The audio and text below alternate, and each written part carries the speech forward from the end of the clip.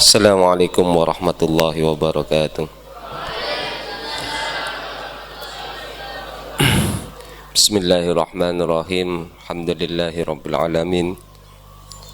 Hamdan yuwafiu ni'amahu wa yukafi'u mazidah. Asyhadu an la ilaha illallah syahadatan tudkhiluna al-jannah wa asyhadu anna Muhammadan abduhu wa rasuluh wa bihi narjus syafa'ah. Allahumma sholli wa sallim ala sayyidina Muhammad wa ala alihi wa sahbihi alladhi huwa khairul bariyah. Amma ba'du. Sahabat dan kalau hormatin para alim, para ulama, para tokoh masyarakat, para asatid, para guru-guru ngaji, khususnya kepada semua pengurus Fatihul Ulum daerah C atau bisa disebut dengan Fatihul Ulum Al-Mahfud, dan yang saya hormati para santri-santri, semoga kita semua tetap dirahmati oleh Allah, amin amin ya rabbal alamin. Para Rabu yang saya hormati, hari ini kita sudah sering bertemu, dan seperti saya katakan sebelumnya, bahwasanya tujuan kita di dunia ini adalah untuk beribadah. Reteku bareng sampean, tekuin terus nek kak buka, cek locot. Karena sekali kita itu lupa terhadap ini, maka kita akan kesulitan untuk menggapai tujuan hidup. Tujuan hidup. Karena kalau kita bertujuan hidupnya untuk kaya, ya kalau ditakdir kaya. Kalau tidak ditakdir kaya, maka susah. Atau kita bercita-cita menjadi orang miskin. Wala badah. Iya kalau ditakdir menjadi orang miskin. Karena Karena kita semua itu pada dasarnya mengikuti takdir. Mau tidak mau kita itu mengikuti takdir. Ya cuma kalau usaha itu tetap. Melalui penggalan hadis dikatakan inna kullan muyassarun lima kutiba alaihi, bahwasanya semua orang-orang ini itu digampangkan terhadap sesuatu yang telah ditakdirkan. Kalau Anda ditakdir menjadi orang juara misal, maka Allah Ta'ala akan menakdirkan sampean untuk suka belajar. Kalau sampean itu ditakdirkan untuk tidak naik kelas, maka sampean itu sama Allah Ta'ala dibuat selalu melanggar. Gampang sekali melanggar, karena memang sudah ditakdirkan untuk tidak naik kelas. Ketika tidak naik kelas, ngosok saya ambu kok tak ongke sebarang loh. Saran saya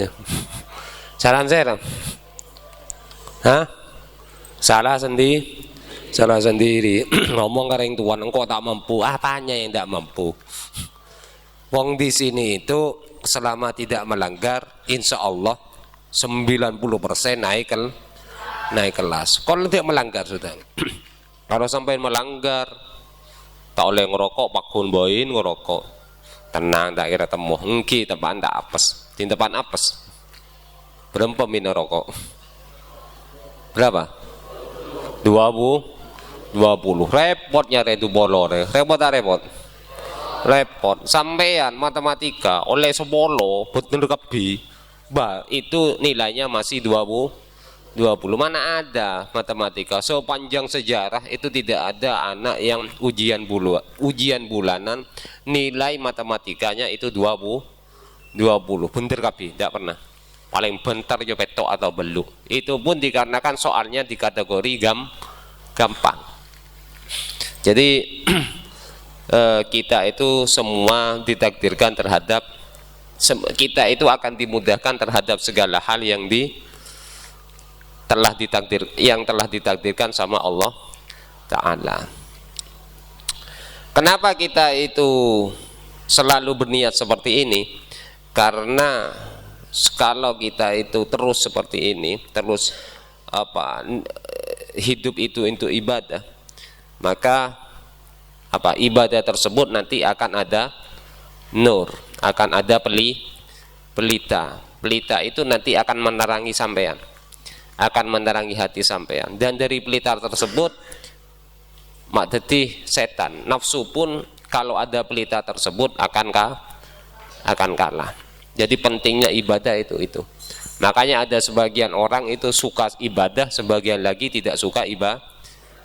Meskipun sama-sama 5 menit. Ya enggak? Sholat subuh itu atau sholat duhur itu berjamaah tidak lebih dari 5 menit. Tapi berapa persen orang yang bisa mengerjakan sholat tersebut secara jamaah? Sangat sedikit. Apa perbedaannya? Ya perbedaannya ada di pelita tersebut. Nah, pelita di sini yang akan menerangi hati di sini itu beda-beda. Tergantung bagaimana seikhlas apa sampean, dan juga tergantung pahala apa yang sampean akan ibadah apa yang sampean kerjakan. Semakin banyak pahalanya, maka akan semakin banyak pelita yang ditimbulkan dengan ibadah tersebut. Kalau sampean abajeng sunat duha sama abajeng sunat witir, ya tentunya lebih banyak sholat sunat witir, karena pahalanya lebih tinggi daripada pahala sholat witir lebih tinggi daripada sholat duha. Kalau sampean sholat sendirian, tentu masih pelitanya itu kalah dengan sholat berjamaah. Jadi semakin banyak pahalanya, maka semakin besar efek yang ditimbulkan ibadah tersebut terhadap hati. Pelitanya akan semakin tidak sama. Nah, adapun ibadah yang paling top ibadah tersebut, seperti saya katakan sebelumnya, mungkin di hadis tersebut bahwasanya ibadah, rasul ibadah itu adalah sholat. Itu kalau hakullah, ibadah yang paling tinggi itu adalah sholat. Tapi kalau hakul adam, ibadah yang paling tinggi apa? Taat pada orang tua. Ya seperti ini sudah. Sholat, sekarang kita masuk pada sholat. Sholat tersebut banyak efeknya. Ini langsung pada di dalam Quran dikatakan inna sholata tanha anil fasa wal munkar. Sholat tersebut akan mencegah seseorang untuk melakukan hal-hal yang jelek, maksiat, dan hal-hal yang mungkar. Itu janjinya Allah Ta'ala pada sholat tersebut. Nah, cuma kan untuk mempunyai efek seperti ini itu tak banyak. Untuk mempunyai efek seperti ini pilihannya sampean tidak banyak. Satu, sholatnya sampean itu harus khusyuk. Dabun Allah Ta'ala wala taqrabus sholah wa antum sukaro hatta ta'lamu ma takulun. Jangan kamu mendekat terhadap sholat sedangkan keadaan kamu dalam keadaan mabuk, sehingga kamu tidak bisa mengetahui, mengingat terhadap apa yang kamu baca. Kan banyak nih ya. Berapa persen dari kita yang tahu terhadap apa yang kita baca? Apalagi saya waktu wari ya. Ting saya dah ngode hibur apal Fatihah nih ke apal melolo. Bismillahirrahmanirrahim. Alhamdulillahirabbil alamin. Mereka apal. Kan ini. Tapi ketika semakin tua, kita itu akan sulit untuk mengingat apa yang kita baca. Karena kita sudah hafal sudah hafal sepenuh hati. Dengan tanpa berpikir sudah Bismillahirrahmanirrahim. Alhamdulillahirrahmanirrahim. Itu kan semua. Kita tidak perlu berpikir. Makanya di sana dikatakan wala taqrabus sholatah wa antum sukaro. Karena orang mabuk itu tentunya orang tersebut tidak bisa mengetahui terhadap apa yang katakan, tidak sadar dengan apa yang dikatakan. Kita kan semua seperti itu. Ketika mengatakan bismillahirrahmanirrahim, alhamdulillahirabbil alamin, tak sadar romoro depak waladhdallin. Kadang-kadang ya tak engak romoro imam naro assalamualaikum naro assalamualaikum. Dari aduk sampai ke putih tak engak sekali. Tak engak sekali. Kalau orang akibatnya apa? Akibatnya ciri-ciri orang tersebut tidak khusyuk sholatnya adalah dia tidak mengetahui terhadap rakaatnya. Ini yang gampang. Ketika sampean bingung engkau rakaat keberapa, itu adalah ciri-ciri sholat tersebut tidak khusyuk. Nomor jaga nggak oleh telok apa oleh empat misal. Kan banyak katanya kan. Telok apa empat. Itu adalah ciri-ciri sampean tidak khusyuk. Kalau orang yang khusyuk itu enggak. Kalau orang yang khusyuk itu tahu, rakaat pertama tahu, rakaat kedua tahu, rakaat ketiga tahu, rakaat keempat tahu. Semua rakaatnya itu tahu. Kenapa? Karena memang sudah mereka sadar semua. Dia ngomong sadar, engak-engak artinya apa ya, apa yang diomongkan dan apa yang dipikirkan, dan sek beda yaten itu situng. Beni ajalan tek temo karepah. Tek temo jalan karepah maksudnya mulutnya ngomong bismillahirrahmanirrahim alhamdulillahirabbil alamin, tapi pikirna dabak ke Mobile Legend misalnya. Nah ini kan sudah tak khusyuk kan sering. Atau bismillahirrahmanirrahim maliki yaumiddin engak kareng tuan. Nah ini banyak. Ini kan sudah ada jalan bersamaan. Mulutnya membaca Fatihah, tapi pikirannya atau hatinya itu ternyata tidak membaca Fatihah. Itu namanya sudah tidak khusyuk. Yang khusyuk itu yang pasti itu satu. Ketika kita itu melakukan takbiratul ihram, tepat niat, tepat Allahu Akbar kan niat, itulah khusyuk. Kalau sampean bisa menjaga itu mulai dari takbir sampai salam, berarti sampean hebat. Tapi repot, saya repot. Karena janjinya setan itu akan datang pada kita ketika apa? Ketika kita sudah sholat. Ketika kita belum sholat, pikiran semua pikiran tidak ada. Tetapi ketika kita sedang sholat, maka semua pikiran yang baru-baru itu akan masuk ke dalam sholat. Ketika kita itu belum sholat tak kepikiran kelambi. Tetapi kita ketika sholat datang semua pikirannya. Saya mikir kelambi, saya mikir kanjana. Bahkan baju yang sebelumnya sampai tidak memperdulikan, itu di sholat nanti diperdulikan. Coba sampean lihat baju di sekitarnya sampean, di sekitarnya temannya sampean. Sekarang tidak penting itu. Tapi ketika sampean sholat itu pasti sampean perhatikan. Bahkan bilis seajalan itu diperhatikan sama sampean ketika sholat. Iya enggak? Pada bilis aja lah, cengok demak bilisnya. Seneka. Kanengki. Ini kejadian pengalaman saya dan saya yakin sampean juga punya pengalaman ini. Bilis saya demak, beda kancan aja lah ya. Biasa nemu kakan, biasa. Seterusnya seperti itu. Karena memang seperti itu. Setan itu akan menggoda kita di saat sholat.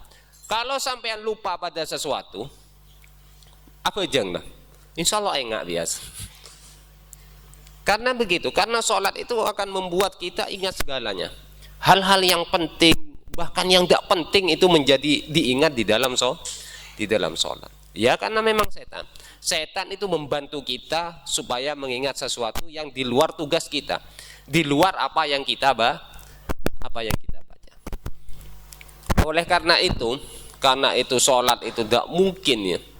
Sholat khusyuk itu repot, luar biasa repot. Maka solusinya itu kita pakai trik. Apa triknya? Triknya jamaah. Memang ini triknya sudah. Kalau kita sholat sendirian itu repot. Mau sholat, mau khusyuk sendirian itu repot. Mau dari awal sampai belakang, kalau bisa sampai hebat. Cuma repot. Beda caranya, kita pakai trik. Apa triknya? Triknya yakni sholat berjamaah. berjamaah. Karena kita kan sudah tahu sendiri bahwasanya pahalanya sholat berjamaah itu adalah petolekor. Artinya apa? Ketika sampean khusyuk pada satu rakaat saja, tidak usah satu rakaat, satu rukun saja, maka satu rukun tersebut bernilai petolekor. Ini kan luar biasa. Sampean takbiratul ihram khusyuk sekalian, maka itu sama halnya dengan takbiratul ihram petolekor kali. Artinya 27 hari. Misal sholat subuh, berarti sholat subuhnya tersebut bernilai takbiratul ihram di sholat subuh tersebut bernilai sholat subuh selama 27 hari. Ini trik ini memang sudah. Jadi inilah hebatnya berjamaah. Kalau sampean khusyuk pada waktu Fatihah misal, karena mendengarkan imam mungkin, kalau membaca sendiri mungkin kerepotan. Tapi kalau mendengarkan imam itu enak. Berarti sampean itu sama halnya membaca Fatihah 27 kali. Ini kan luar biasa. Luar biasa apa? Trik bagaimana kita itu mengakali khusyuk dengan keadaan kita yang seperti ini, yang tidak beda khusyuk. Lebih-lebih salam itu kalau makmum, kalau tidak kalau tidak masbuk, itu mesti khusyuk kan? Iya enggak? Sampean jelas ketika salam itu menunggu imam. Ketika sampean salam berarti sampean khusyuk. Berarti ketika sampean khusyuk itu ada sama halnya salam 27 kali. Ketika sampean itu ruku misal, entar ke ruku pas sampean engak, berarti itu sama halnya dengan 27 ruku. Dan begitulah seterusnya. Itulah kehebatan berjamaah. Makanya saya sudah kemukakan sebelumnya, kita itu pilihannya tidak banyak. Kalau sholat, berhubung ini penting, kalau sholat pilihannya kita tidak banyak. Satu, kalau sampean memang bisa khusyuk, bisa khusyuk, silahkan sampean itu sholat sendirian. Tapi kalau sampean merasa tidak bisa khusyuk, sampean itu sholatnya berjamaah.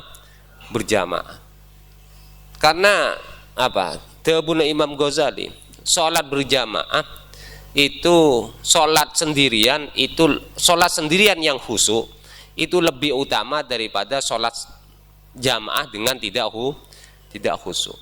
Yang dimaksud di sini adalah ketika sepanjang sholat mulai dari depan sampai belakang itu tidak khusyuk. Sekali saja khusyuk maka sudah kalah. Maka sholat sendirian kalah. Bagaimana mau dibandingkan? Sesuhusuan orang takbir duhur ya. Takbir apa? Takbir sholat subuh itu ada berapa takbir? Takbiratul ihram. Satu rakaat ada berapa takbir? Ruku, anggaplah sami Allah, anggap takbir. Ruku, sami Allah.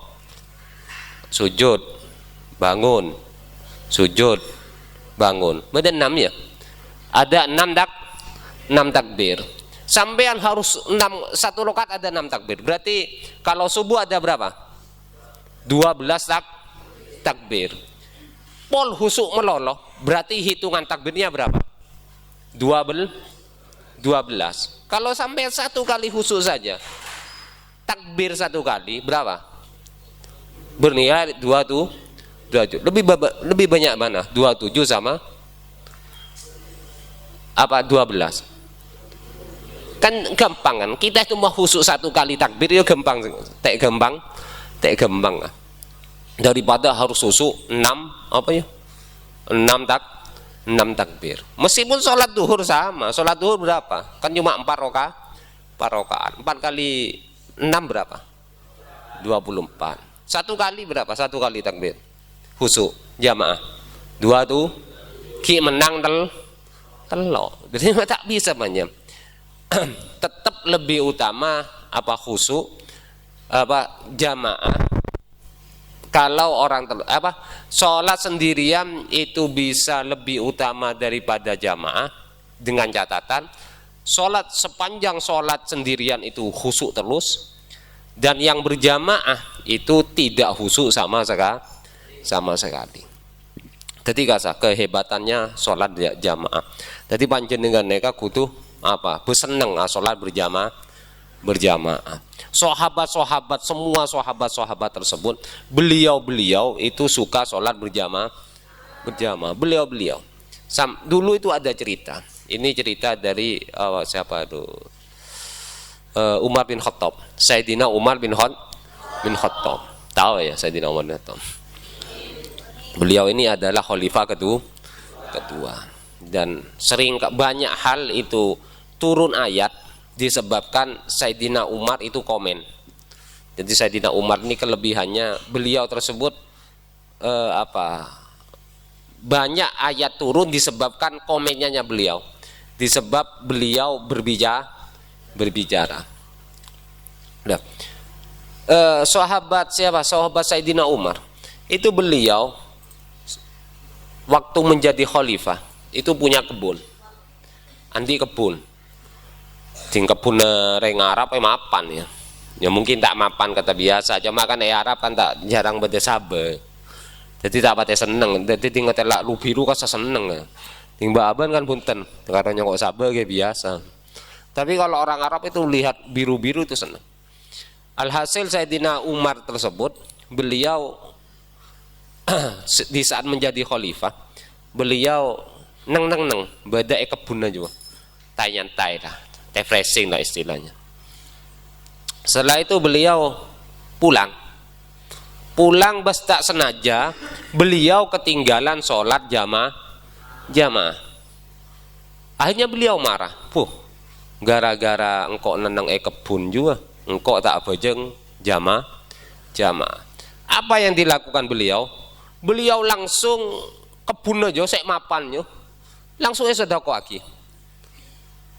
Itu harganya mungkin sekarang 200 sampai 300 juta. Tinggal banding lagi Sayyidina. Jadi beliau mensedekahkan karena menganggap kebunnya tadi itu adalah penyebab dirinya itu lalai tidak berjamaah. Artinya apa? Artinya bagi Sayyidina Umar uang 300 juta atau mungkin setengah M, saya tidak pernah tahu luasnya ya, mungkinlah setengah M, bagi beliau itu tidak sebanding dengan satu jamaah. Kan wajah ongku nilai jamaah bagi beliau. Ada lagi cerita, semua sahabat itu sama. Kesamaan semua sahabat itu satu, apa? Semua sahabat itu suka sholat berjamaah. Setahu saya, sahabat yang besar-besar tersebut semuanya titik temunya satu, apa? Suka berjamaah. Kalau orang munafik sebaliknya, orang munafik itu tidak suka sholat berjamaah. Khususnya sholat maghrib, sholat isya dan sholat subuh. Sayyidina Abu Bakar sama.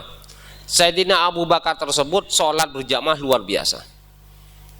Pada suatu ketika beliau mau meninggal. Ketika mau meninggal beliau samperin yentarin bareng Siti Aisyah. Ditanyakan oleh Siti Aisyah, kan bapaan? Sakit sampean, Iya. Celok kaki dokter tanya. Jauh maduren lagi. Celok kaki dokter. Enggak tak usah. Dokter mari datang kangko. Tapi dokter tapi di lambo baleng. Lah, dari mana jangan tabib babanya? Dari mana dokter apa? Tak oleh ngakan sebarangnya. Berarti sudah tinggal beda oleh ngakan sebarang dari alamat lah. Alamat mati ya biasa. Sebab kalau orang yang itu masih hidup ya, masih ada kemungkinan hidup, masih ada larangan tak oleh ngakan dia kan gitu. Sampean ting sakit mesti beda neka. Kecuali sampean kayak sakitan. PAP sakit misalnya. Entar yang tua. Wah, nemu kayak cong. Pelanggan kok Pak. Boleh aja. Kan banyak saya sedekah. Ya ada banyak. PAP tak pernah, tidak tak pernah boleh. Tak boleh semangkian ini. Kecuali sampean punya surat dokter, sampean boleh pulang. Ada surat dokter pun pengurus berhak untuk menghandle sampean, mengekat sampean. Kalau pengurus mengatakan meskipun sampean bawa surat dokter, Kalau pengurus mengatakan sampean tidak boleh pulang, ya sudah, tidak boleh tidak boleh pulang. Nah, terus lagi. Lalu setelah itu, iyalah. Lah tahu mungkin Siti Aisyah sudah. Wah, tinggal aja tang pare para mate ya jangan Siti Aisyah. Anu Pak. Dalam apa? Anu ta. Ting sampean mate. Kapan apa? Kapan saya anyar, meliaki saya anyar. Menjak lah. Soalnya aja ya. Udah terus apa? Apa mata iklim kapan ini saya anyar? Soalang kok sing mate, tireng mate tak butuh kapan anyar. Saya butuh bareng anyar nek kan menos seo di. Tin saya mate tak butuh. Kabain apa le malaikat tak nyongok, tak tanya regen. Tak tanya bila melen. Lalu ditanyakan sama Siti Aisyah, "Bah, terus dalam apa? Minta napa sampean? Minta kafanin napa?" Lalu beliau mengatakan seperti ini, "Kafani saya, kafanin engkau dengan baju yang biasa saya buat berjamaah dengan Rasulullah." Jadi artinya apa? Jadi artinya beliau itu mengenang, yang dikenang beliau dengan yang dikenang Sayyidina Abu Bakar dengan Rasulullah itu adalah ketika sholat. Jadi ya seperti ini hubungannya antara Sayyidina Sayyidina Abu Bakar dengan Rasulullah. Jadi apa? Yakni sedang ketika sholat. Lagi-lagi di sini beliau sama Sayyidina Abu Bakar dan Sayyidina Umar sama-sama titik persamaannya adalah sholat. Sayyidina Umar itu meninggal ketika sedang sholat, dibunuh ketika sholat. Sayyidina Ali itu dibunuh ketika sholat. Hampir semuanya sahabat itu seperti ini. Bukan karena beliau tersebut tidak tahu dia akan dibunuh, enggak ya. Sayyidina Abu Bakar, Sayyidina Umar, Sayyidina Ali, beliau itu sebetulnya tahu kalau akan mati dalam keadaan seperti itu. Gampang cocok tepan sholat. Tetapi kenapa beliau itu kok tidak ngasih pengawal ketika sholat? Karena beliau itu tahu. Karena beliau tersebut ingin meninggal dalam keadaan syahid. Jadi Sayyidina Umar itu semuanya beliau ingin mati syahid kabeh, cuma tak keteka. Makanya bahkan Sayyidina Umar itu beberapa bulan sebelumnya tahu kalau dirinya itu sedang ancam. Ya mosok lah, dan nyamannya itu waktu itu adalah presiden. Mosok presiden tak ada pengawalan, kan mesti ada pengawalan. Sampean di ngomong mentar ke Jokowi tepan abajeng tak kira bisa. Tapi ke waktu itu Sayyidina Umar itu tidak mau dikawal karena beliau itu memang ingin mati dalam dalam keadaan sakit. Sayyidina Utsman sama. Sayyidina Utsman itu dibunuh dengan orang-orang kroyo datangin Roman terus EPATN.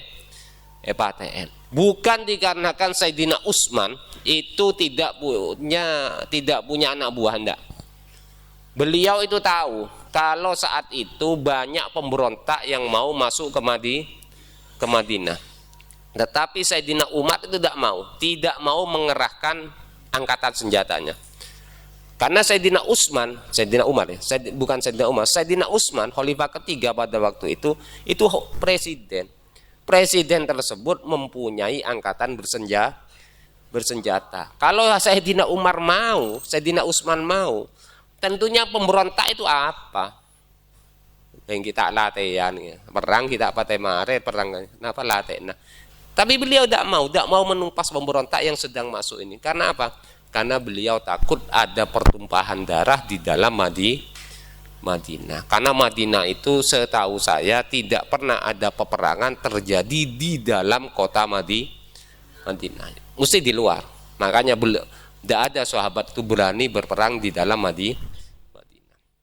Nah, jadi Sayyidina Umar itu suka berjamaah, Sayyidina Abu Bakar juga suka berjamaah. Juga ada lagi namanya sahabat. Sahabat di sini tuh penyaman jelek lepain nyaman. Lupa saya namanya. Cuma ceritanya seperti ini. Sahabat ini buta ya. Tahu siapa namanya? Sahabatnya buta. Karena dia itu buta, suatu waktu ada Nabi Muhammad berkata, barang siapa itu mendengar adzan, maka wajib baginya untuk mendatangi tempat adzan tersebut. Waktu itu saya nyaman sahabat ya, katanya termasuk saya Nabi. Saya kan buta, karep aja ya. Congok ben kanjeng Nabi. Mbak kakek ngeding adzan janya. Ngeding Nabi. Wading jaya kakek ya kudu wajib entar ke tempat jamaah. Wajah susah juga ning buta gitu. Yang sampean kata buta solo jamaah tak gelem. Ya kok buta nih kan? Buta romana jauh romana, jauh rumahnya ini. Ya jauh ya mungkin perjalanan 1 jam atau 2 jam. Timba dalam sejam 2 jam berapa? Mungkin 5 kilo ya. Bok jauh 5 kilo gitu. Kamu 5 kilo kan toh. Jauh 5 kilo. Yang tetap urip paling. Oke. Itu urip jauh. Oh, susah nih. Ini zaman Kanjeng Nabi. Itu urip sarana.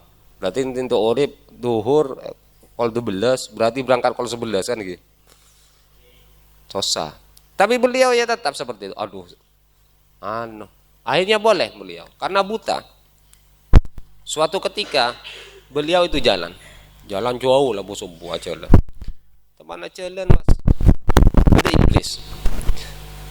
Pas iblis deh, labu saya nyaman andon siapa? Orang deh sahabat deh. Labu kan buta ya. Labu kepentor kepentos motodere. Teban motodere pakun bain maksah untuk berjamaah.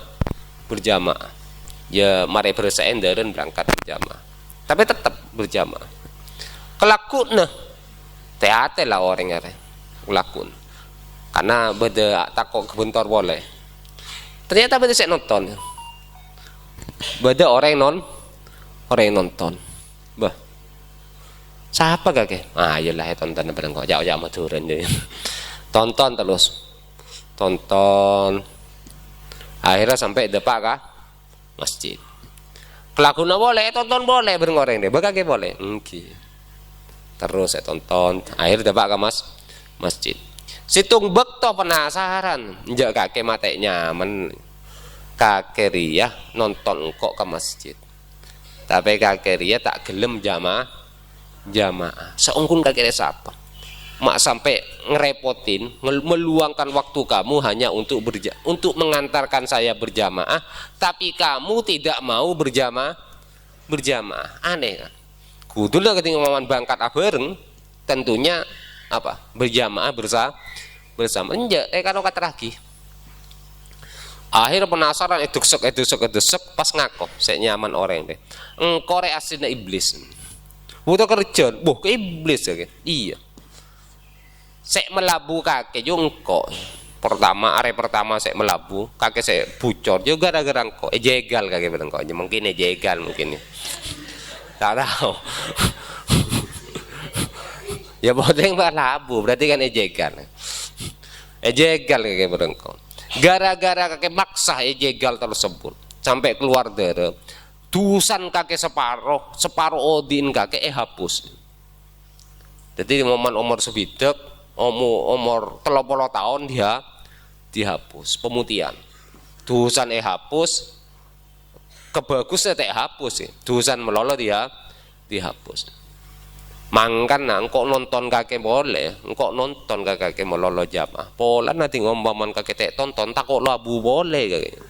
Ting labu boleh. Tak ada dusan sekalian kakek kan iki. Kita iki. Soalnya labu sekalian elang separuh kali 2 kenapa? Situng. Berarti semua dosanya dihapus. Kan saya. Jadi artinya apa? Artinya dari sana iblis tersebut atau mungkin setan lah itu pada takok ting sampean itu berjamaah. Kenapa? Karena pahala jamaah tersebut bukan ketika sholat saja, enggak. Iya kalau ketika sholat sudah jelas petoleh petolekor. Itu dihitung mulai dari sampean awudu. Dari awudu sampean ebitong kasabon. Awudu ebitong. Ajolan kasa ebitong. Semakin jauh jalan semakin makin baik. Jadi sampean umuman jamaah sampean keliling gelun sampean keliling mankam. Akhirnya dapat kah? Napa?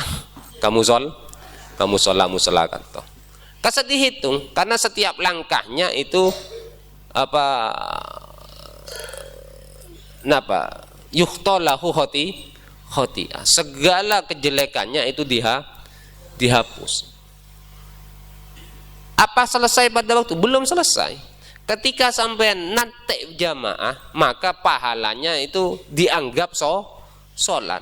Jadi ketika sampean toju nanti jamaah nanti imam itu sama halnya sampean sholat. Gencerna ebitong sholat.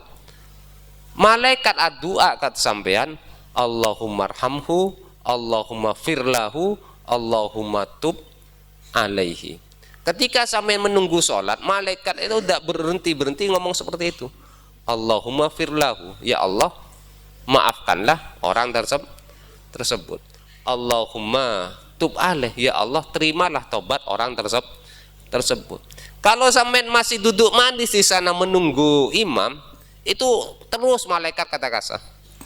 Ting sampean mau ngomongan, malaikat huto, ambu malaikat.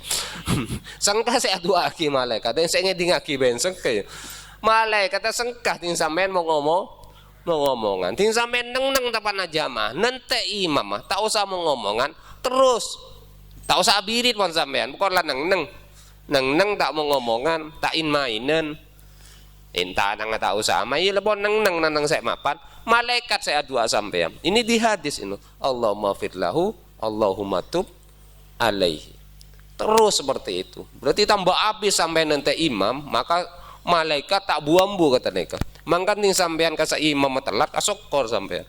Karena malaikat terus berdoa. Baru nanti berjamaah ini nanti dihitung 20. Jadi 27 sana itu hanya hitungan ketika sholat. Hitungan berjalannya itu tidak termasuk ke paket petolekor. Hitungannya wudu itu tidak masuk ke paket petolekor. Hitungan menunggu imam itu tidak masuk ke paket petolekor. Jadi ding ebitong paketnya jamaah ini raja ding ebitong. Makanya kalau orang itu bisa berjamaah 40 hari berturut-turut hadis tersebut dengan terus menerus jepok takbiratul ihramnya imam, maka orang di sini pasti husnul khotimah. Tidak ada seperti ini di hadisnya. Cuma di sana dikatakan kutiba lahu baro'atun minan nifaq wa baro'atun minan nar. Dia tersebut bebas dari kemunafikan dan orang tersebut bebas dari api neraka. Mana ada orang husnul khotimah masuk neraka? Tidak ada. Nyaman bebas. Mak beda orang yang bebas sampai masuk. Kagak bebas dari penjara. Tapi ki masuk penjara. Karena aneh. Kagak setiap bebas masuk SBB jong. Tapi seorang majer SBB. Aneh. Namanya bebas tersebut berarti tak masuk. Kalau bebas dari api neraka berarti tak masuk neraka. Jadi 40 hari berturut-turut sampai. Ini di hadis ini. Barang siapa 40 hari berturut-turut berjamaah sholat 5 waktu dengan tanpa tertinggal takbiratul ihramnya imam, maka orang tersebut kutibat lahu baro'ata ini. Bebas dari nifak, kemunafikan, dan bebas dari api neraka. Jadi sebetulnya sampean peluang ya. Kalau saya ya kesulitan ya. Kalau sampean itu peluang. Sebab sampean tak banyak. Subuh sampean wajib. Duhur sampean beda duhur kan gitu. Betul saya tetung, tak ada yang jarang saya tetung duhur. Mau kojok kepi. Duhur sampean beda. Asar sampean beda. Beda saya wajib, beda saya enggak. Cuma maghrib isya ini Wajib. Itu peluangnya sampean itu besar. Coba sampean mulai dari sekarang sampai mulatan kan bedebek telah bulan. Sampean bisa melakukan ini, sampean beda sudah. Setelah 40 hari sampean beda sudah. Hatinya sampean berbeda, semuanya itu sampean memandang suatu hal itu sudah berbeda. Ketika sampai 40 hari. Tidak nyampe 40 hari sudah berbeda. Apa boleh sampai 40? Itu pasti berbeda. Banyak yang membuktikan ini. Tidak usah 40. Kurang dari 40, asalkan rutin saja. Sampean memandang hal tersebut mulai berbeda. Yang asalnya suka jagungan ternyata tak seneng jagungan. Yang ternyata suka rak-orakan ternyata tak seneng rak-orakan. Karena memang semuanya saya ngoba aten sampean iki Allah Ta'ala kasah mesti mampu merubah hati seseorang. Wong buat bumi saja bisa, buat langit saja bisa, buat manusia saja bisa. Apa boleh cuma ate? Tentunya sangat bisa. Membuat kiamat saja bisa. Membikin seseorang yang awalnya menjadi debu dibikin lagi menjadi manusia, itu bisa. Kita kan nanti mati timbulnya mungkin buta mayit jenazah ini sampai nggak temu jenazah timbulnya insyaallah buta timbulnya makanya kubur lagi akun ijazat kulin sampai kan tak temu sampai lah umpama non sampai neka ancor momen sampai ancor itu nanti kan dikembalikan lagi waktu hari kiamat. Bagaimana sampean memikir itu kan repot. Sampean betul-betul hancur, jasadnya hancur, dikembalikan lah. Kata sampean juk toju boleh kata neke. Kan itu kesulitan. Tapi Allah Ta'ala mampu. Apalagi cuma mengubah hatinya sampai. Cuma terlalu seneng jamaah. Ya gampang, sangat mudah. Jadi gigas. Jadi moga-moga badan kalau panjenengan dijadikan orang yang suka berjamaah. Amin amin ya rabbal alamin. Wabillahi taufiq wal hidayah. Assalamualaikum warahmatullahi wabarakatuh.